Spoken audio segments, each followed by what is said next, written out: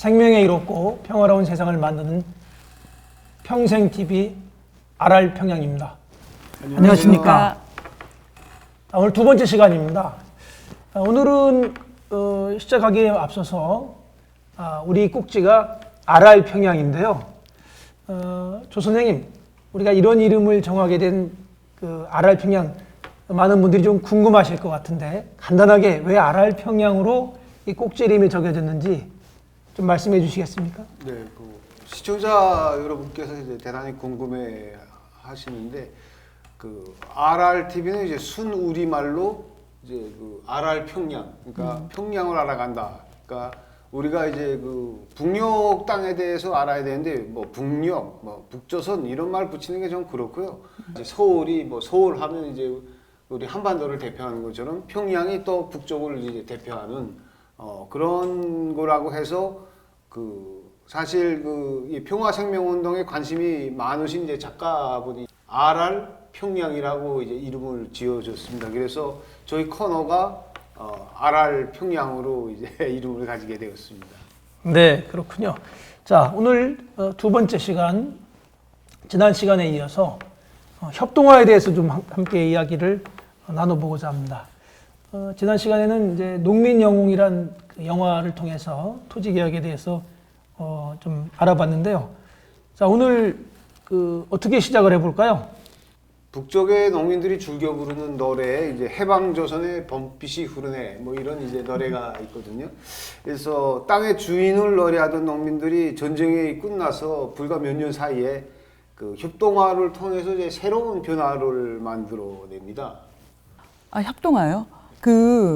토지개혁을 해서 무상분배를 받아서 지금 농민들이 잘 살고 있을 거라고 생각을 했는데 왜 갑자기 협동화를 또 시작을 했을까요? 네, 그 질문에 충분히 이제 명백하게 답을 줄 수 있는 드라마가 있습니다. 아, 그렇습니까? 예.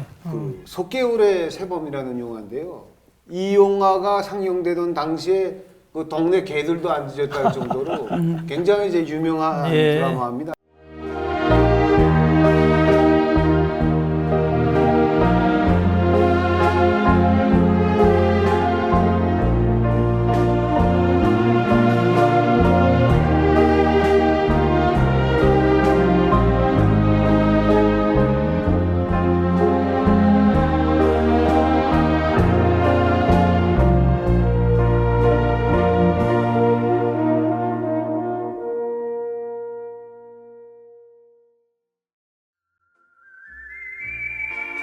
김마을은 농가가 한 50호가량밖에 안 되지만 내 동네의 어간에 위치하고 있어 여기에 리당이며 리인민위원회 사무실이 있다.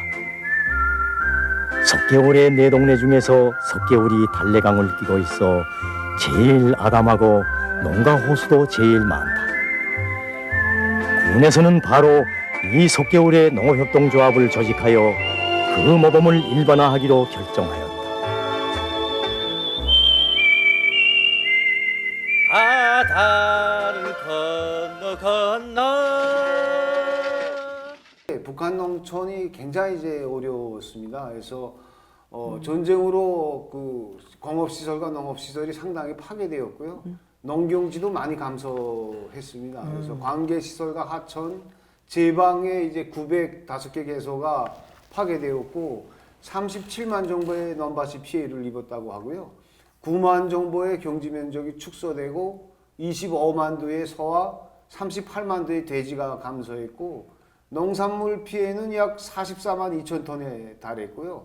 전체적으로 농업 총생산량은 전쟁 전에 비해서 76% 수준으로 이제 뚝 떨어졌습니다. 이 6.25 전쟁으로 인한 피해가 굉장히 막심했던 걸로 알고 있습니다. 그러면 전쟁으로 인한 피해를 극복하기 위해서, 해소하기 위해서 협동화가 당시 농촌 사회의 농민의 입장에서 어떤 최선의 선택이었다고 볼 수 있는 건가요? 사실 앞에서도 이야기했지만 전쟁 이후의 농촌 상황으로 봤을 때는 협동화가 최선의 선택이 아니겠는가. 물론 이제 서로 땅을 가지고 각자가 개인이 뭐 이렇게 협업을 하거나 품앗이를 할 수도 있었겠지만 당시 전쟁으로 그 사망한 사람들이 많은데 사망한 사람들이 대부분이 그 남성들이 그렇겠죠. 네네. 장년 총장년들 남성들이 많이 사망을 했고 그 다음에 그 폭격과 이런 것들을 해서 이제 땅은 있지만 땅을 다려야 될 사람들이 가족체로 다 이제 사망하거나 이렇게 됐고 이제 그다음에 그 넘기고 이런 것들이 다 파괴돼 가지고 실질적으로 여성들이나 어린이들이 그 자기가 분여받은 자기가 가지고 있던 땅을 가지고 농사를 지을 수 있는 내가 내 땅에서 농사를 지을 수 있는 그런 여력 자체가 안 됐죠. 과거 농사를 지으면 이제 전공 문제도 있고 기계 문제도 있고 뭐 비료도 해야 되고 이제 여러 가지 조건인데 이것들을 이제 다 해결하는 건 농민들이 이제 개인으로서 개개인이 해결하는 건 너무나도 힘들었고 그래서 협동이라는 이런 그 서로 사회적인 개혁을 통해서 서로 힘을 합치는 게 그 당시에서는 이제 최고의 선택이 아니었겠나 저는 이제 그렇게 생각을 합니다. 있는 사람들이 발응해줘야겠는데 그게 문제예요. 뭐니 해도 조합을 조직하는 데 제일 중요한 게 소지요. 서를 조합에 받아들인 데서 어느 게 중요한 방법인지 모르긴 하겠지만 내 생각 같아서는 서를 모두 평가해서 조합에 사들이는 게 기준 간단한 방법일 것 같구만. 조합에 무슨 돈이 있어서 산단 말인가? 그러게 조합이 당분간 속값을 빚지고 있어야지요. 해마다 연부로 얼마씩 물어줄 수도 있으니까. 조합이 생기자부터 빚진 살림을 한단 말인가? 그래. 말 같지 않은 소리를 하는 말이야. 그 엄대군 영감의 말도 일리가 있는데 조합이 빚을 안 지자면 별 수가 없습니다. 소는 개인 소유로 그냥 두고 소의 노력 점수를 봐줘야 해요. 그래, 점수를 봐준다면 사람품 한 자리는 몇 점이나 보고 소품 한 자리는 몇 점이나 보면 적당할 것 같소. 여하튼 조합이 앞으로 그런 방침으로 나간다면 사람 품 10점에 소품은 20점을 쳐야 합니다. 예? 이게 밉지 않은 일이죠. 그건 무슨 소리요? 여태껏 우리 동네에서 소품 한 자루에 사람품 2자루를 받았은 예가 있어? 이거야 소 있는 사람들어 소 없는 사람의 등을 쳐먹으라는 거지. 여보게 장혁이, 자네 생각을 좀 말하게. 저도 깊이 생각을 못 해봤는데 엄대군 아저씨 말씀이 옳은 것 같습니다. 사실 말이지 소품을 사람품보다 높게 칠 수는 없어. 그렇단 말이오. 사람들 생각해보게나. 소와 사람이 같은가? 어느 것이 미천이 더 먹나? 소가 사람들처럼 바지 저고리를 입고 사나? 밥을 먹고 사나? 발가벗고 맨발로 다니는 임승을 갑절을 치다니. 원 성님은 그런 소리를 하지만 그래 소가 하는 걸 사람이 대신하오? 성님 목덜매다 허리나 달구지 몽이를 메우고 몰아봐요. 제발 몇 갑절 더 줘도 섰을 땐 서수자고 두 손을 싹싹 빌지 않나. 자넨 소가 있어 그러나? 성님은 소가 없어 그럼? 좋다. 내 집을 팔아서라도 소를 400구야 조합해 들겠다. 어디요? 이놈! 내가 못할 줄 알고 시간에 의사하겠어.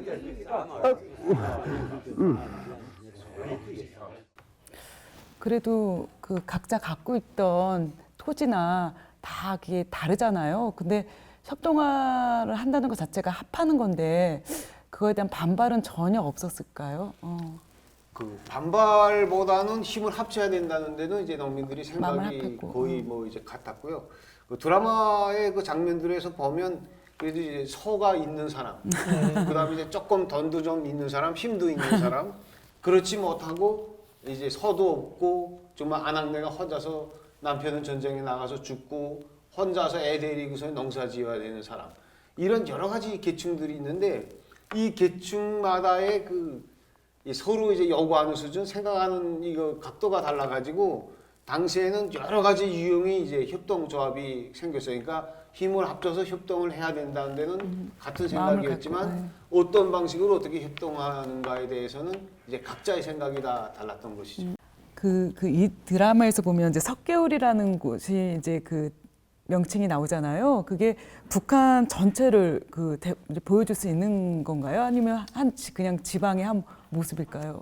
그 석계울이라는 동네가 아야 이제 벌방 지역도 아니고 아야 산간 지역도 아니고 이제 중간지대이거든요. 근데 중간지대인데 뭐 북한 전체를 대표한다는 건 사실 뭐 말이 안 되는데 그래도 벼농사도 짓고 밭농사도 짓고 가축도 키우면서 이제 살아가는 그 당시 농민들의 모습을 충분히 보여줄 수 보여준다는 있는, 측면에서는 전체를 대표한다는 그렇지만 이제 일반화할 수 있는 과거 이제 당시에 그 협동화에 참가했던 사람들이 저 드라마를 보고 되게 좋아했어요. 예. 현실과 너무 이제 유사하고 그래서 이제 그런 것으로 봤을 때는 그 당시 상황을 이제 그만하면 괜찮게 보여주는 거 아닌가 그렇게 생각을 합니다.